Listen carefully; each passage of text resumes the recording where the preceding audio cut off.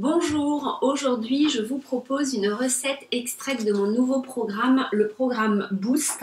Un programme sur 3 jours d'alimentation majoritairement crue qui vous permet soit de retrouver très rapidement de l'énergie ou de bonnes habitudes alimentaires, ou simplement de découvrir l'alimentation végétale, vivante, saine, équilibrée. Dans ce programme, vous avez une partie consacrée aux bases de la nutrition végétale et donc vous retrouvez plusieurs aides-mémoires pour vous permettre de savoir très facilement combien vous devez consommer de protéines et où les trouver, combien consommer d'oméga 3 et où les trouver, combien consommer de calcium et où le trouver quand vous voulez adopter une alimentation végétale. Visuellement, c'est beaucoup plus facile de savoir qu'est-ce qui vous convient, qu'est-ce qui est le plus sain et le plus intéressant pour vous. Et la deuxième partie est consacrée à votre planning alimentaire pendant ces 3 jours. Alors, vous avez déjà un planning d'organisation pour vous permettre de gagner le maximum de temps.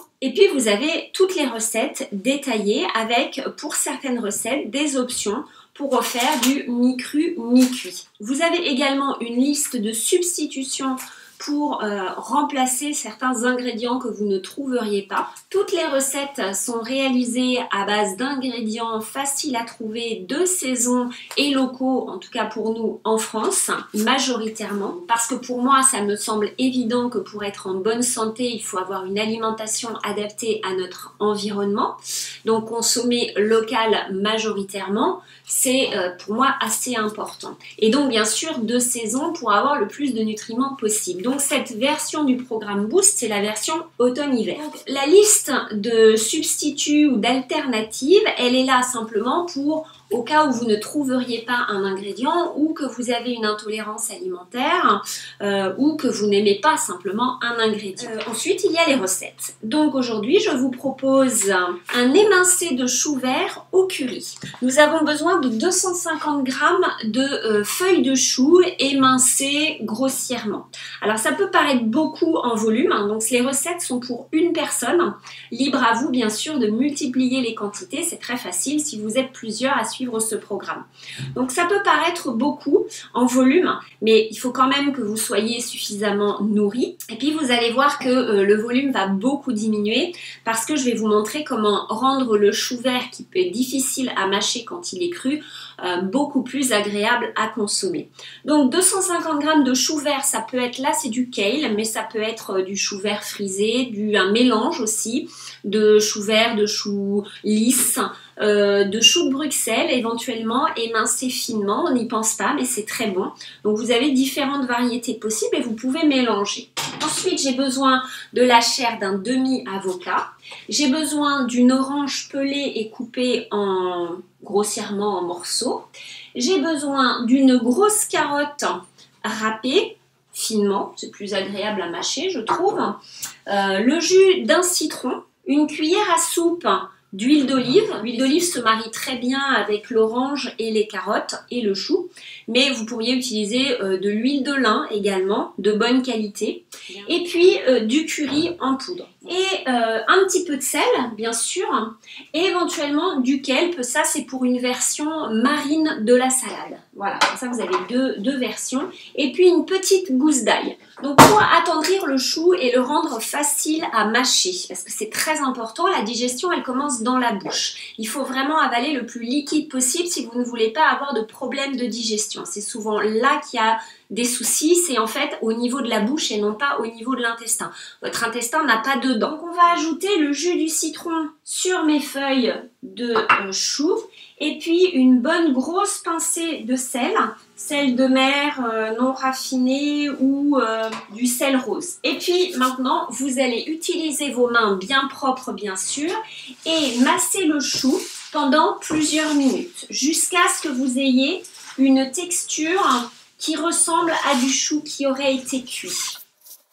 Voilà, j'ai fini de masser mon chou, donc vous voyez qu'il a quasiment diminué de moitié en volume et qu'il a un aspect cuit. Alors, si vous ne digérez pas du tout le chou cru, je vous invite quand même à essayer d'abord cette recette.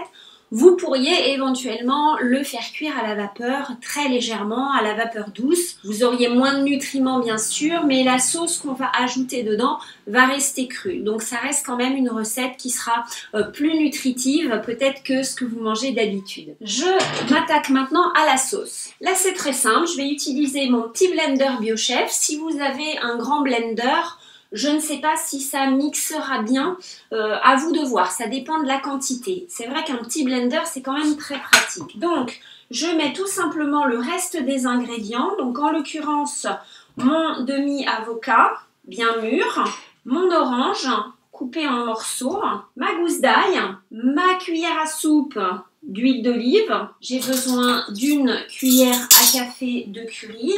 J'aime beaucoup le curry. Si vous n'aimez pas le curry, mettez-en moins. Vous mixez. Le but étant d'obtenir une sauce parfaitement lisse. Si votre blender a un petit peu de mal ou si vous trouvez la sauce un peu trop épaisse, rajoutez un petit peu d'eau. Et voilà. La sauce est prête. Je n'ai pas mis de sel parce que mon chou est déjà salé.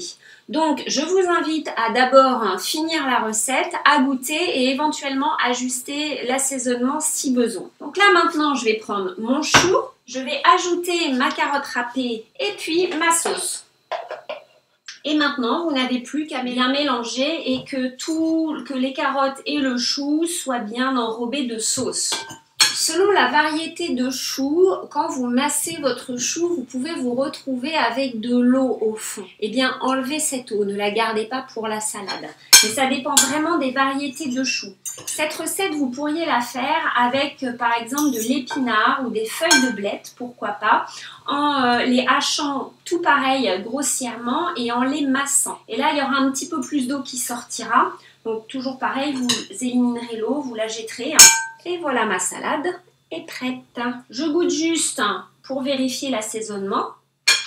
Délicieux. Vous pouvez laisser comme ça, mettre un petit peu de sel si vous avez besoin, mais normalement, ce que vous avez mis dans le chou suffit. Si vous vouliez ajouter une touche marine à cette salade, c'est tout à fait possible sans mettre de poisson. Il suffit d'ajouter un petit peu de kelp en poudre, donc une algue, qui existe en poudre très fine. Il suffirait d'en mettre un petit peu dans votre salade et vous auriez l'impression d'avoir une salade de la mer et ce serait tout aussi délicieux. Cette salade, vous pouvez la manger seule ou dans le programme, je vous propose de l'accompagner soit d'une demi-patate douce cuite au four ou à la vapeur. Patate douce a un indice glycémique bas et c'est très riche en bêta-carotène.